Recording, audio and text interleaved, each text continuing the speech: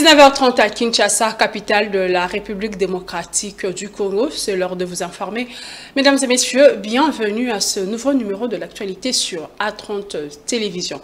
Ouvrons ce journal par la primature. Les questions de développement durable et les préoccupations des populations de la province du Tanganyika au cœur des échanges de la première ministre et deux délégations des parlementaires congolais. Des parlementaires issus 24 heures après la clôture de la session de mars 2025. Ils veulent des réponses aux préoccupations de la population. Détail en images.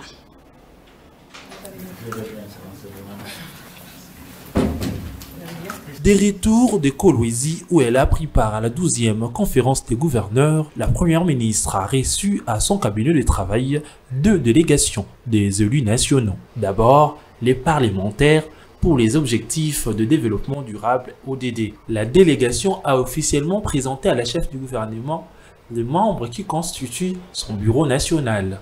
Le réseau des parlementaires pour les objectifs de développement durable a été officiellement installé à l'Assemblée nationale. Alors aujourd'hui, nous sommes venus présenter le bureau du réseau des ODD à son Excellence Madame la Première ministre parce que nous avons un rôle à jouer dans la législation, dans la budgétisation et dans le contrôle. Bien, nous avons remarqué que le gouvernement conduit par son Excellence Madame la Première ministre fait des efforts.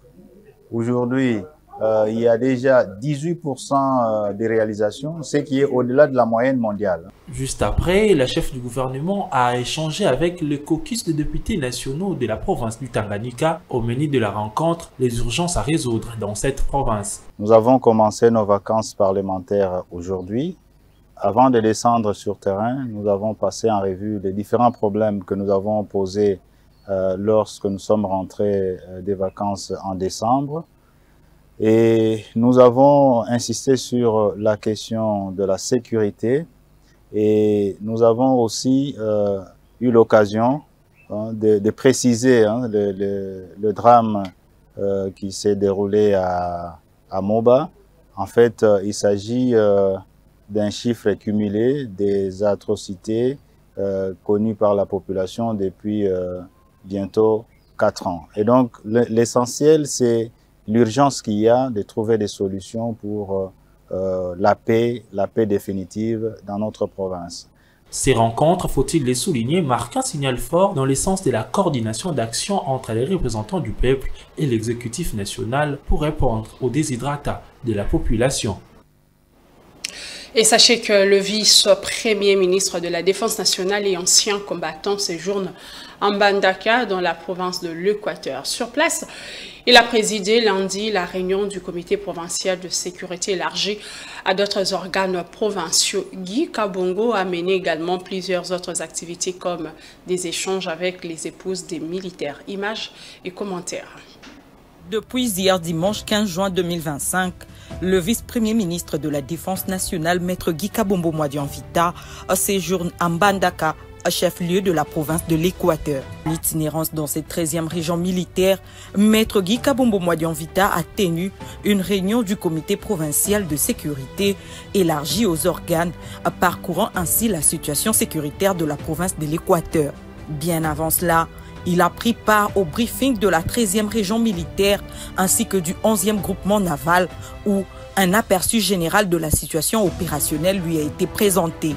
Prenant la parole, le numéro 1 de la Défense nationale a circonscrit le but de sa visite ainsi que les attentes du ministère. Je suis venu à Mbandaka pour vous affirmer que le commandant suprême vous accompagne. Dans le contexte actuel, la crédibilité de nos forces armées est primordiale. Vous avez le devoir, sans faiblesse, d'assurer et d'assumer pleinement votre mission fondamentale. Défendre les frontières de la République démocratique du Congo contre toute forme de menace, d'où qu'elle vienne.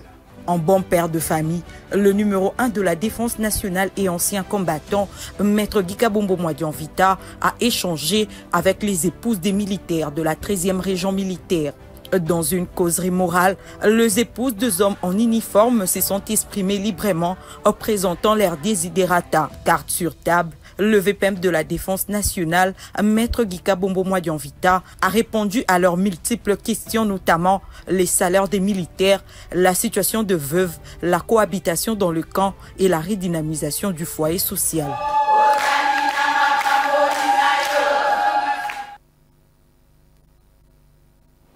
L'armée congolaise dément l'information rapportée par le président de l'Assemblée nationale sur un massacre de 318 personnes par une milice à Moba dans la province du Tanganyika. Le porte-parole des FARDC dénonce une récupération politicienne sans vérification pour des fins propagandistes et de manipulation, sans citer le président de la Chambre basse du Parlement. Les forces armées de la République démocratique du Congo portent à la connaissance de l'opinion nationale et internationale qu'aucun massacre d'une telle ampleur n'a eu lieu dans la nuit du 14 au 15 juin 2025 dans le territoire des Moba. L'information sur les prétendues 318 personnes tuées, rendue publique sans vérification préalable, est fausse et dénuée de tout fondement. En effet, faisant les bilans sécuritaires du territoire, la société civile locale a plutôt stigmatisé l'activisme du groupe armé Mutono, à la base d'une dizaine de morts depuis 2024 au groupement Maseba dans la chefferie de Kansabala en territoire de Moba, sous l'impulsion du gouverneur de la province du Tanganyika. L'administrateur de Moba a réussi à gérer la situation avec sagesse et professionnalisme. Les forces armées de la République démocratique du Congo demandent à l'opinion de ne pas céder à la désinformation, la manipulation et l'intoxication véhiculées par les personnes mal intentionnées dans le but de nuire à leur crédibilité. Changeons de chapitre à présent. Le pape Léon XIV a reçu le 16 juin au Vatican les pèlerins qui ont assisté la veille à la béatification de Floribert Boinathui, jeune Congolais tué en 2007. Plusieurs officiels congolais, prêtres, des chrétiens catholiques ainsi que des habitants de la ville du Nord Kivu étaient présents à cette rencontre. Le souverain pontife a rendu hommage à une figure inspirante pour la paix dans le pays. On écoute. Ce jeune homme a été martyrisé à Goma le 8 juillet 2007. Je le rappelle par les paroles de bien-aimé Pape François, adressées aux jeunes de Kinshasa lors de son voyage apostolique au Congo. Un jeune comme vous, Floribert Boinathui, a seulement 26 ans. Il a été tué à Goma pour avoir bloqué le passage de denrées alimentaires avariées qui auraient nui à la santé des personnes. En tant que chrétien, il a prié, pensé aux autres et choisi d'être honnête en disant non à la seigneur de la corruption. C'est cela garder les mêmes robes. Alors que les mains qui trafiquent l'argent se salissent de sang. Être honnête, c'est briller des jours, c'est répandre la lumière de Dieu, c'est vivre la béatitude de la justice. Et l'Office national de contrôle congolaise a été représenté à la cérémonie de béatification de Floribert Boinathui à Rome. Le PCA Fortuna Ndabou, qui conduisait la délégation, trouve en ces gestes de l'Église catholique une action très importante dans la lutte contre la corruption au sein de l'OCC, dont la date du 7 juillet de chaque année sera dédiée à la sensibilisation contre la corruption. Cette béatification représente pour nous un signe de renouveau. Renouveau parce qu'au niveau de l'Office congolais de contrôle, depuis que nous sommes à la tête de notre conseil d'administration, nous luttons pour le changement de mentalité. Parce que l'OCC, comme vous le savez, c'est un office chargé de l'évaluation de la conformité. Et dans cette évaluation de conformité, nous avons plusieurs activités que nous menons, entre autres l'inspection, la certification, les essais, les contrôles techniques, la métrologie et le contrôle environnemental.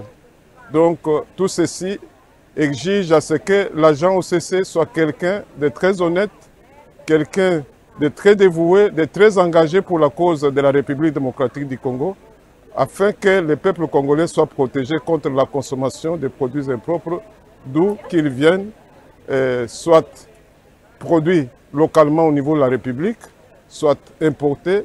Et aussi, l'OCC a la mission de protéger le monde entier parce que de la République démocratique du Congo sortent les produits que nous exportons. Et nous veillons à ce que nous exportons ailleurs soit aussi de très bonne qualité.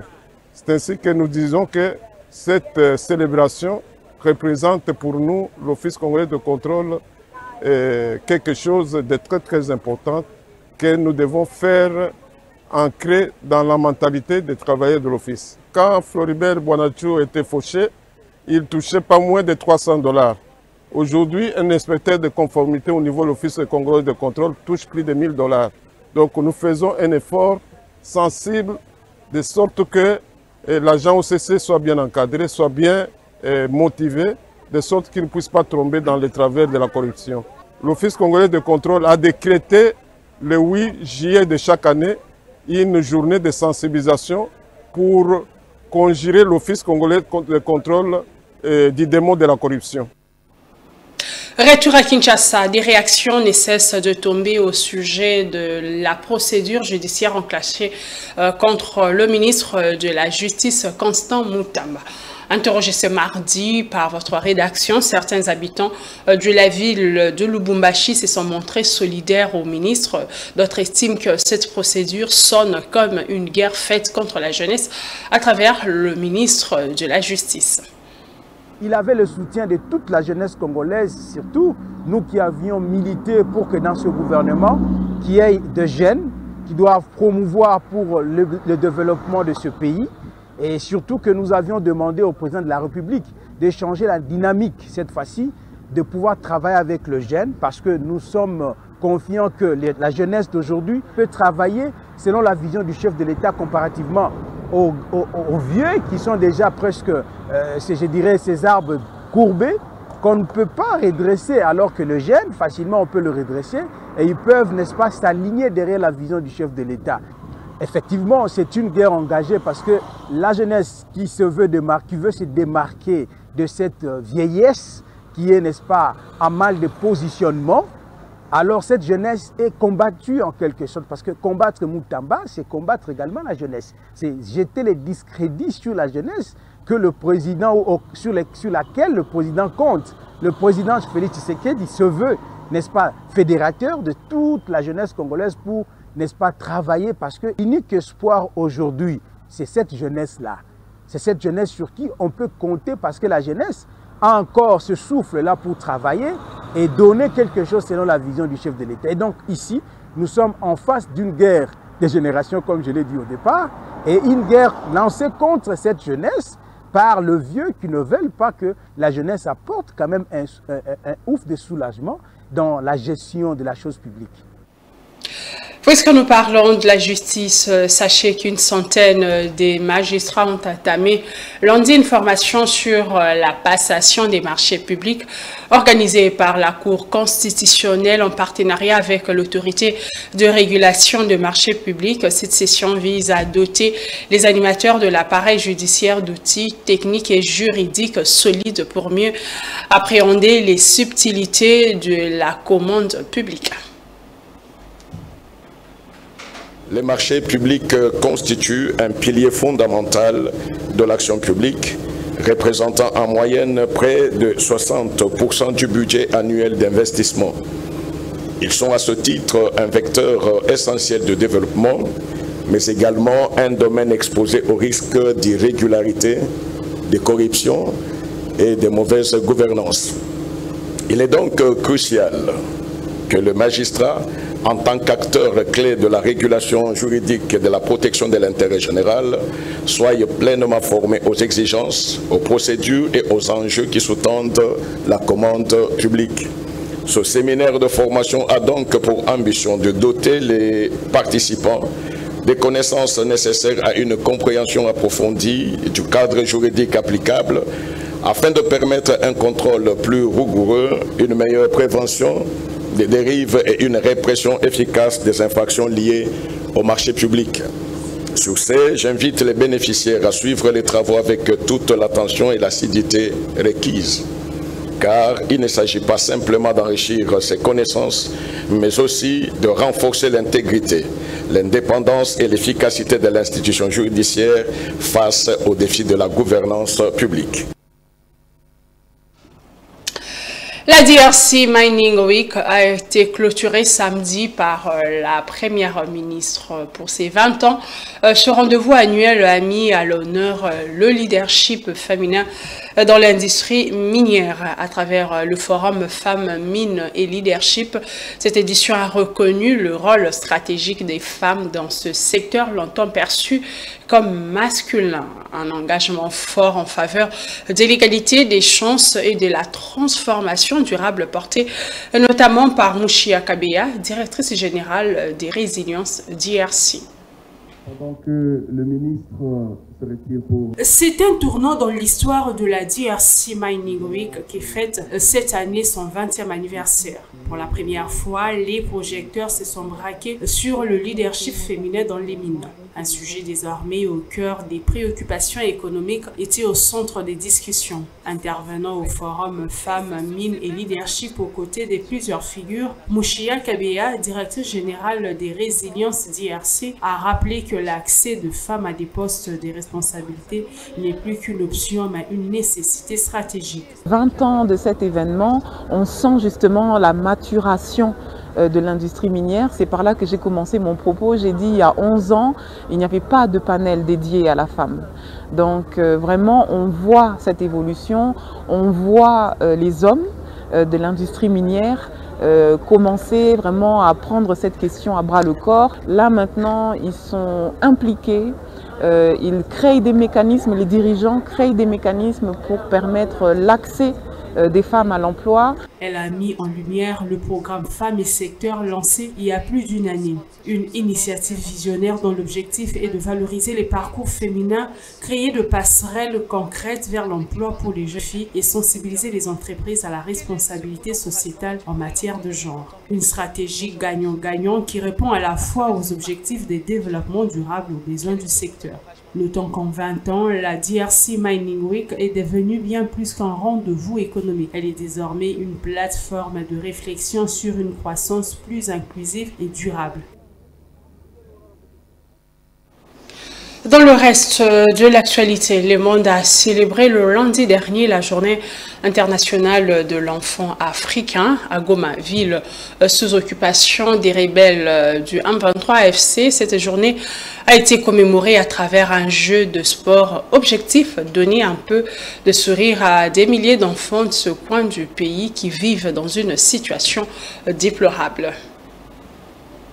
En célébrant cette journée, chaque année, un thème spécifique est choisi pour orienter les discussions et les actions. C'était sous un climat de réflexion sur l'apport du football sur l'épanouissement de l'enfant congolais en milieu scolaire que la Journée internationale de l'enfant africain a été commémorée à Goma ce lundi 16 juin 2025 par l'entente provinciale des footballs des jeunes au Nord Kivu.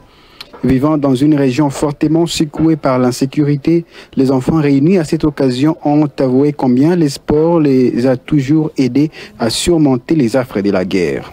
Au cœur de l'Est de la RDC, à cette période d'instabilité, de conflits armés et de déplacement des populations, le football prend une signification particulièrement profonde. Oui, le football, ce jeu que nous aimons, ces jeux de la paix, de l'amitié et de la solidarité peut rassembler ce que la guerre a divisé, redonner de l'espoir, de la joie et de la confiance à l'avenir. L'épanouissement dans le football au niveau de l'école secondaire, vraiment ça m'a aidé moi. Ça m'a aidé parce que, premièrement, j'ai vaincu une vie solitaire.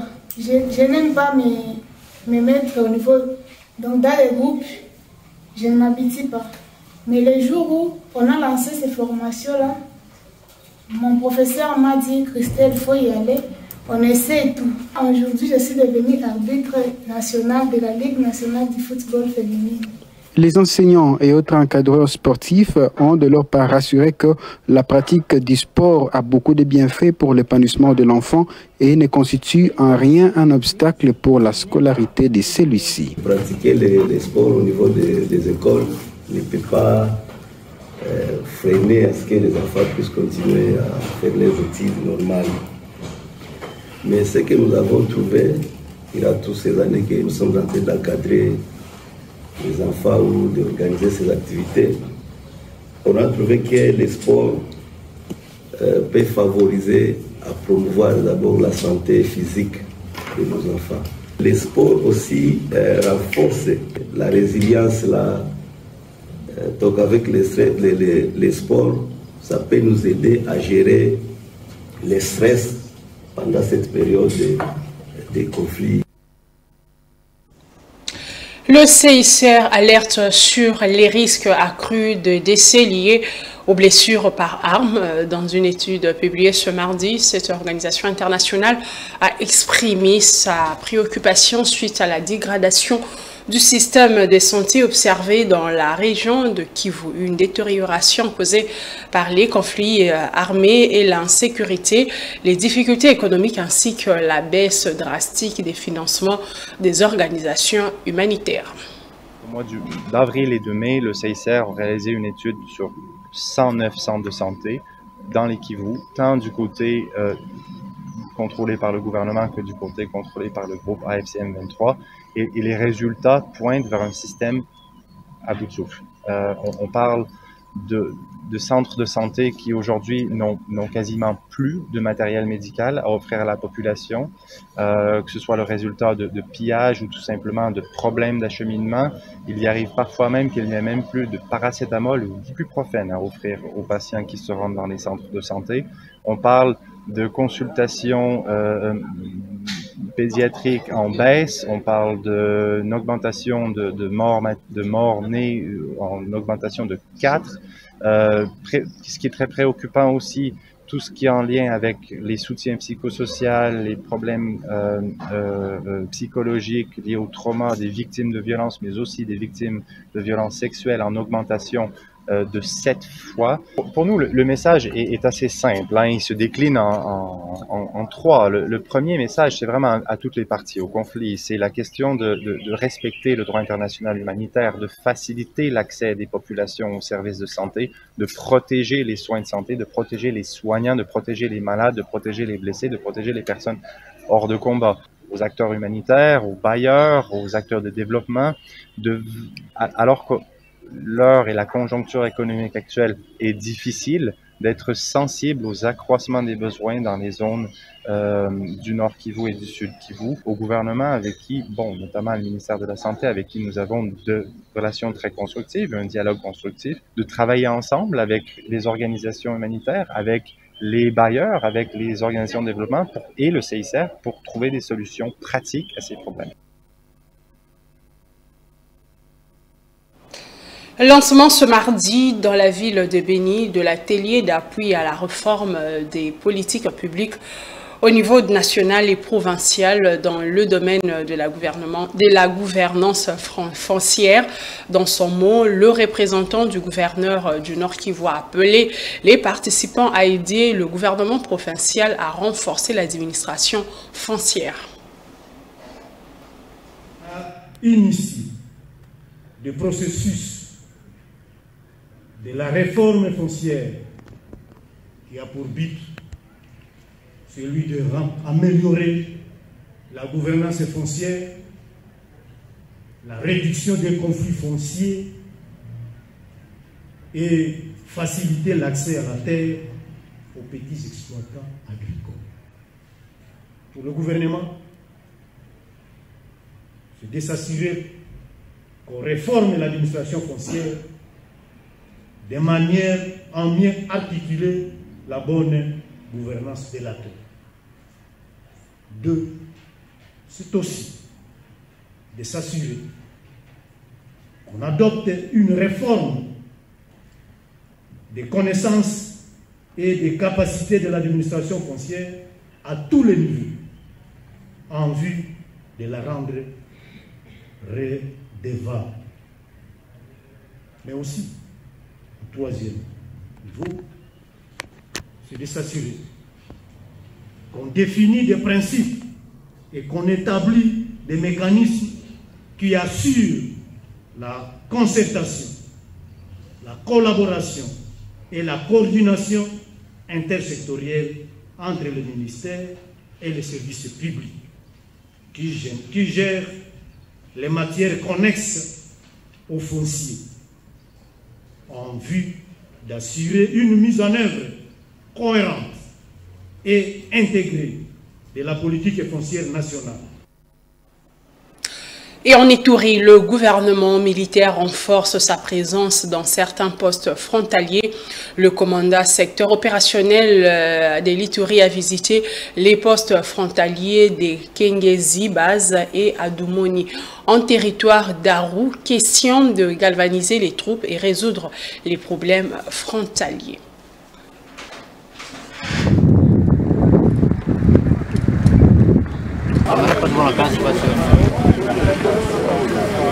Kengezi Base et Odumoni, respectivement à la frontière avec les Soudans du Sud et l'Ouganda, dernière étape de la mission d'évaluation de la situation sécuritaire du commandant secteur opérationnel Ituri dans les territoires d'Aru. Sur place, le général-major Bruno Mandefou résorbe certains problèmes frontaliers.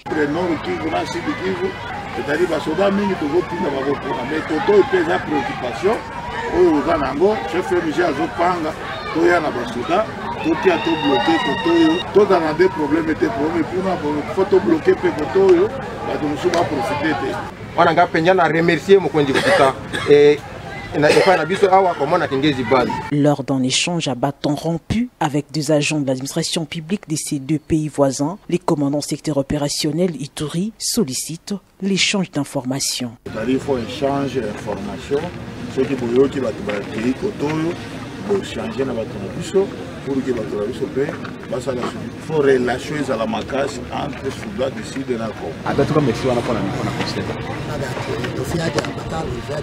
Sous l'état de siège, l'armée commandée par le lieutenant général Luboya Kashamadjoni, gouverneur militaire, a renforcé davantage sa présence au niveau des points frontaliers, contrairement à l'époque d'avant son instauration. C'est le cas de Kengezi Base et Odumoni, où les commandants secteur opérationnel Ituri, accompagné de son adjoint en charge des opérations et renseignements, général Boni Matiti, a donné des instructions claires aux troupes pour la protection de l'intégrité territoriale de la République démocratique du Congo, combat acharné mené par le chef de l'État, commandant suprême des forces armées et de la police, Félix Tshisekedi Tshilombo. Mesdames et messieurs, c'est par ici que nous mettons fin à cette édition. Merci à vous de l'avoir suivi. Bonne suite de programme sur A30 Télévision. Au revoir.